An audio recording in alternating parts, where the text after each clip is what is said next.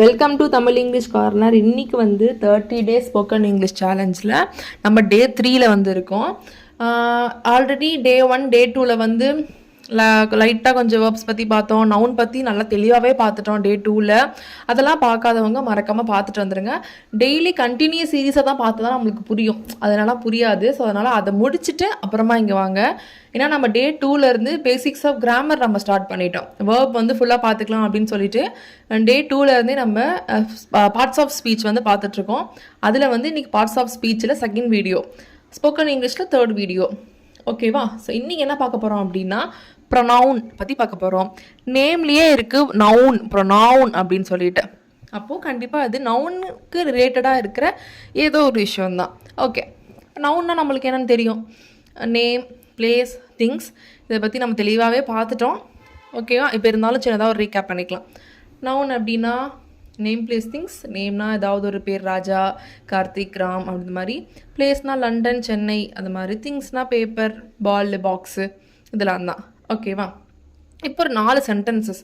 இந்த 4 சென்டென்சஸ் படித்தாலே உங்களுக்கு புரிஞ்சிடும் ப்ரொனவுன்னா என்ன அப்படின்றது. ஃபார் எக்ஸாம்பிளுக்கு, கயல் 6ஆம் வகுப்பு படிக்கிறாள். கயல் நன்றாக படிப்பாள். கயல் நன்றாக கால்பந்து விளையாடுவாள். கயலுக்கு 2 தம்பிகள் உள்ளனர். ஓகே, இந்த 4 சென்டென்சஸ்லையுமே கயல் அப்படின்ற ஒரு பொண்ணை பற்றி தான் பேசுகிறாங்க. ஒவ்வொரு சென்டென்ஸ்லையுமே கயல் கயல் கயல் அப்படின்னு ஒரே வார்த்தை ரிப்பீட் ஆகுது. ஓகே, இப்போ நெக்ஸ்ட்டு, கயல் 6ஆம் வகுப்பு படிக்கிறாள். அவள் நன்றாக படிப்பாள். அவள் நன்றாக கால்பந்து விளையாடுவாள். அவளுக்கு 2 தம்பிகள் உள்ளனர்.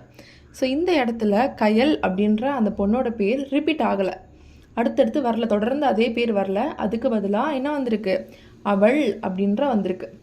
ஓகேவா? இப்போ கயல்ன்றது போட்டாலும் அதே அர்த்தம்தான், அவள் போட்டாலும் அதே அர்த்தம்தான்.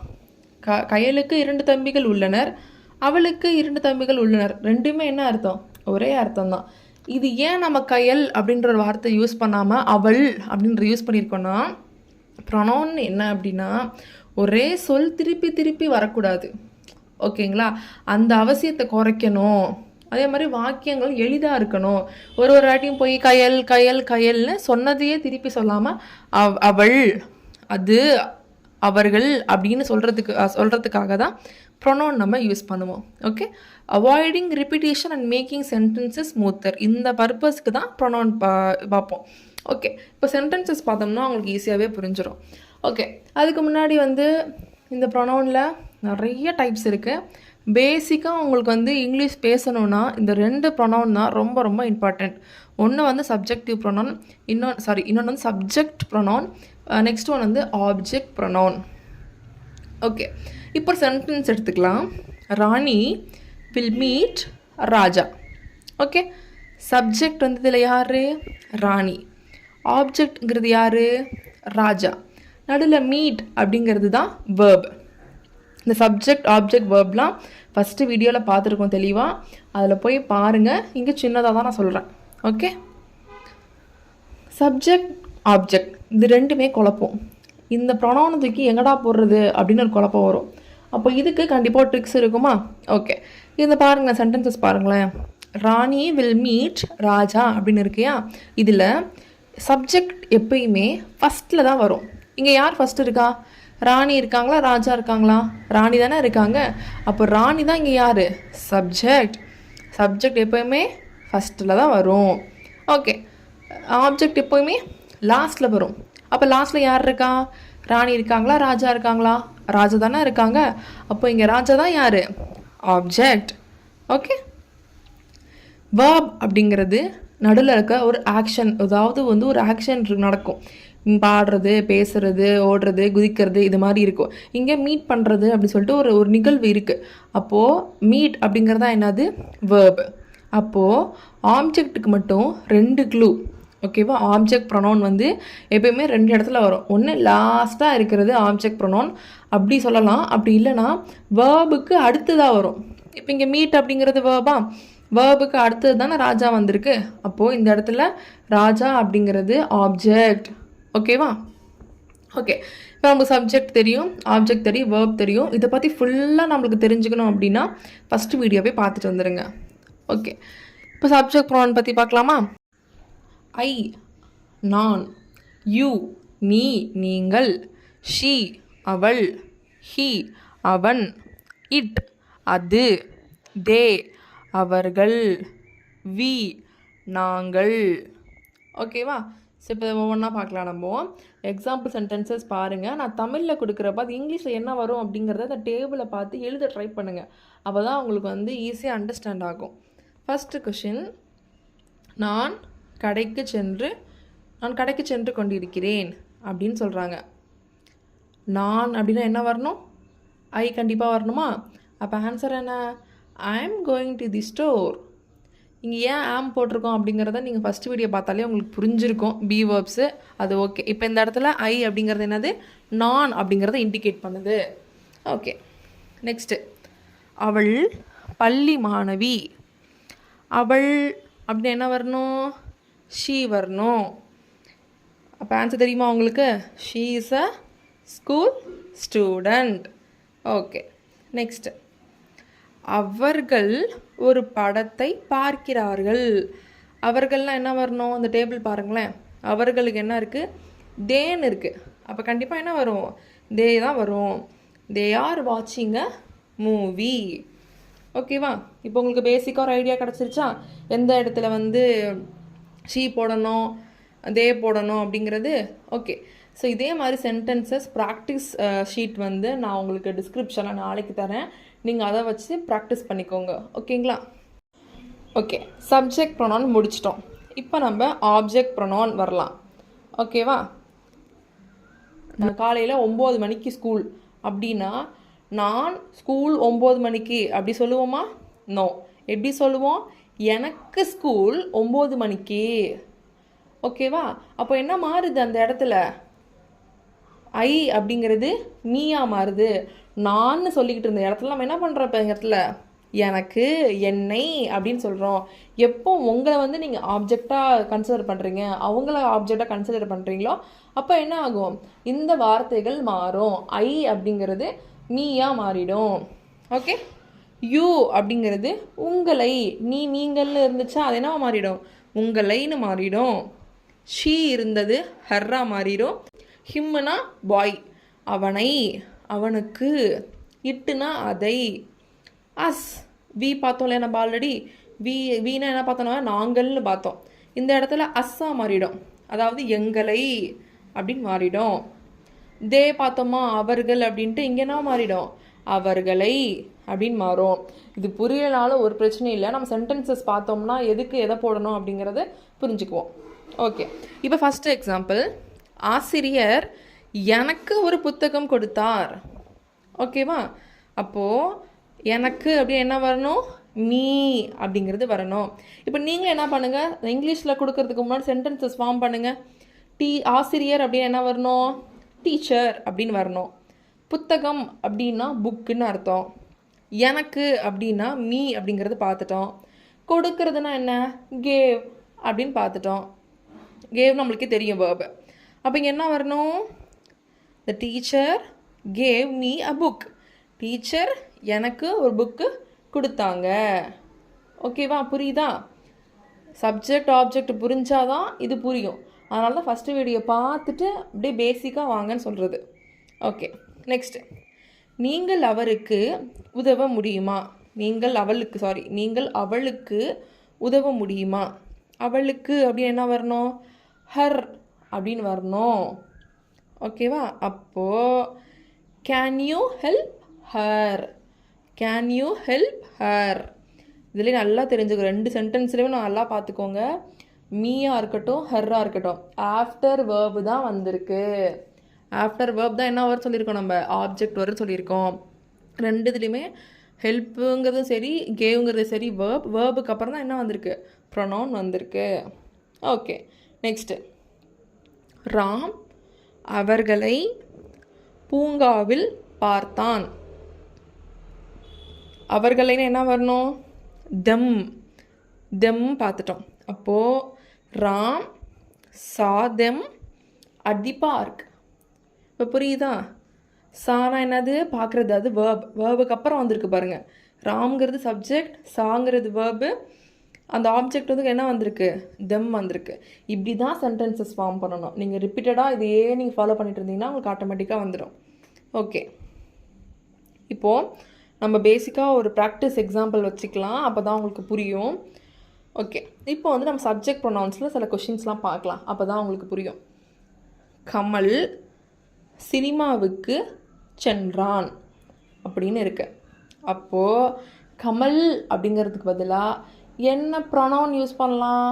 இந்த டேபிள் பாருங்கள், ஐ, யூ, ஹீ, ஷீ, இட், தே, வீன்னு இருக்குது.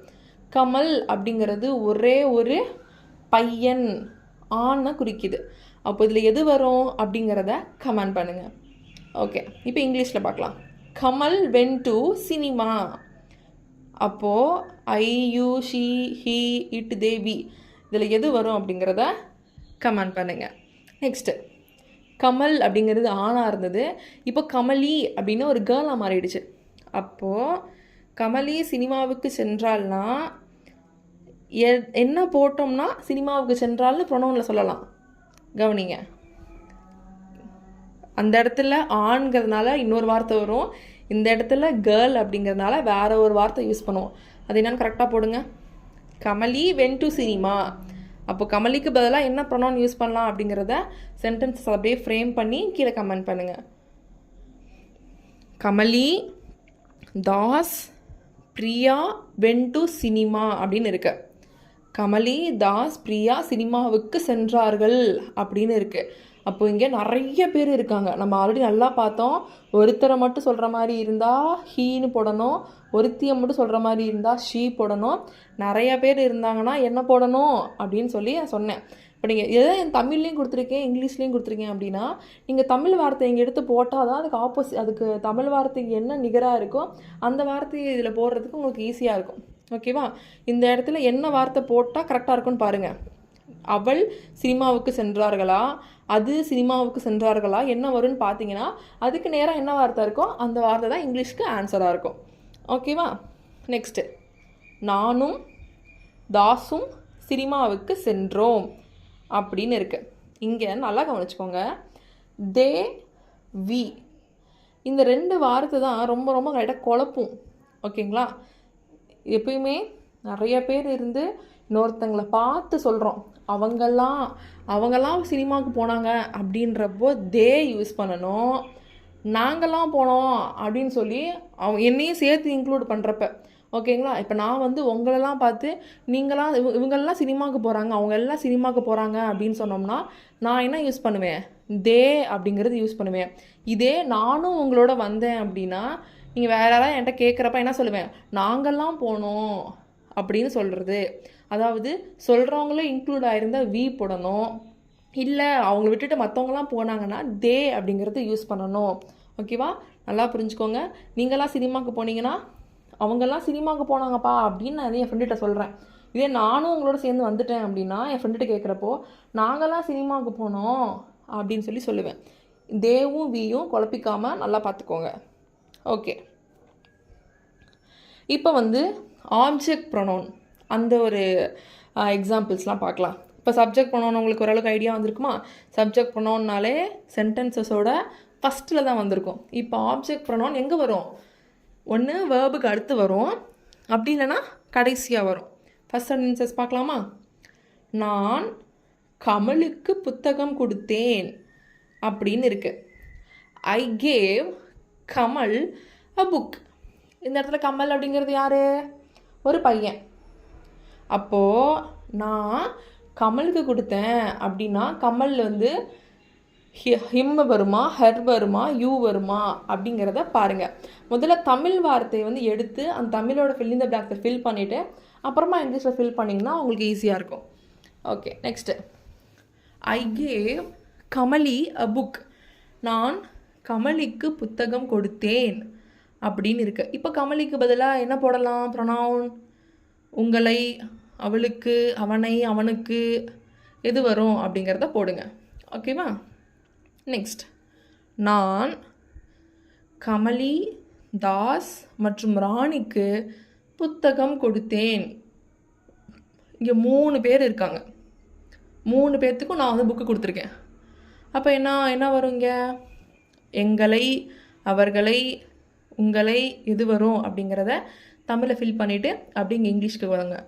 I gave Kamali, Das and Rani a book. இங்கே 3 பேருக்கு என்ன கொடுத்துருக்கேன்? புக்கு கொடுத்துருக்கேன் அப்படின்னு சொல்லி சென்டென்ஸ் இருக்குது. இந்த 3 பேர்த்தையும் எந்த ஒரு வார்த்தையால் நவுனை வந்து ஷார்ட் ப்ரொனவுனாக மாற்றலாம் அப்படிங்கிறத சொல்லுங்கள். சப்ஜெக்ட் ப்ரொனவுன், ஆப்ஜெக்ட் ப்ரொனவுன்ஸ் நம்ம பார்த்துட்டோம். இப்போ இது ரெண்டுமே வந்து நம்ம கம்பேர் பண்ணி பார்க்கலாம். ஃபார் எக்ஸாம்பிளுக்கு அவனை மற்றும் நான் கடைக்கு சென்றோம் அப்படின்னு சொல்லி இருக்குது. இந்த சென்டென்சஸ் இப்படி தான் வருமா?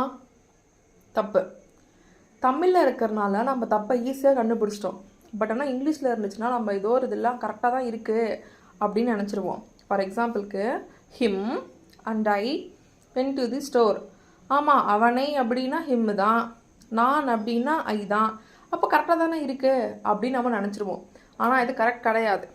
ஏன்னா அவனும் நானும் கடைக்கு சென்றோம் அப்படின்னா தான் கரெக்டான சென்டென்ஸாக இருக்கும், ஒரு மீனிங்ஃபுல்லாக இருக்கும்.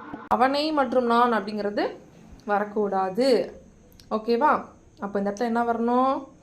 He and I went to the store அப்படின்னு இருக்கு.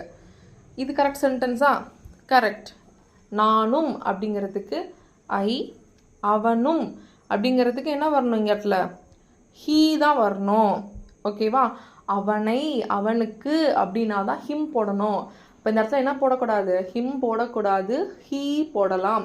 ஹீ அவன், அப்புறம் நான். ஓகேவா?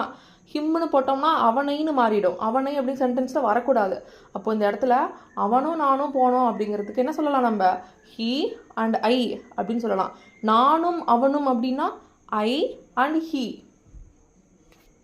ஓகேவா? நானும் அவனும் போனோம் அப்படின்னு சொல்லலாம். ஓகேவா? ஓகே, இப்போ சென்டென்சஸ் பார்க்கலாம். சப்ஜெக்ட் தனியாக பார்த்துட்டோம், ஆப்ஜெக்ட் தனியாக பார்த்துட்டோம். இப்போ சப்ஜெக்ட் ப்ரொனவுனும் ஆப்ஜெக்ட் ப்ரொனவுனும் எப்படி சென்டென்சஸில் ஃப்ரேம் பண்ணுறதுன்னு ஒரு 3 பார்த்துடலாம்.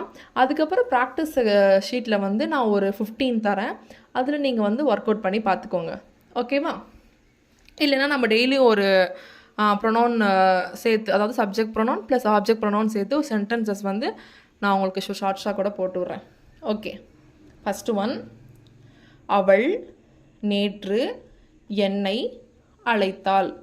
அவள் நேற்று என்னை கூப்பிட்டா, நேற்று அப்படி சொல்கிறோம் இல்லையா? அதை எப்படி ஃப்ரேம் பண்ணுறதுன்னு பார்க்கலாம். அவள் அப்படிங்கிறது என்ன வரும்? இந்த சைடு பாருங்கள், லெஃப்ட் சைடு. அது என்ன? அது சப்ஜெக்ட். ஃபஸ்ட்டாக இருந்தாலே சப்ஜெக்ட். அப்போது சப்ஜெக்ட் ப்ரொனவுன்னா I, you, he, she, it, they எல்லாம் வரணும். அப்போது அவள் அப்படிங்கிறது ஷீ, அப்போ ஷீ இங்கே வந்துடும். என்னை அப்படின்னு இருக்குது. ஓகேங்களா? என்னை அப்படின்னா என்ன வரணும்? இந்த இடத்துல மீன்னு வரணும். ஓகே, இப்போ உங்களுக்கு புரியுதா எப்படி சென்டென்ஸ் ஃபார்ம் பண்ணுறோன்னு புரியுதா? ஓகே, இப்போ ஆன்சர் பார்க்கலாம். She called me yesterday. She அப்படிங்கிறது சப்ஜெக்ட் ப்ரொனவுன், மீ அப்படிங்கிறது ஆப்ஜெக்ட் ப்ரொனவுன், கால்டுங்கிறது என்னது? வேர்ப். ஆப்ஜெக்ட் ப்ரொனவுன் எப்போ வரும்?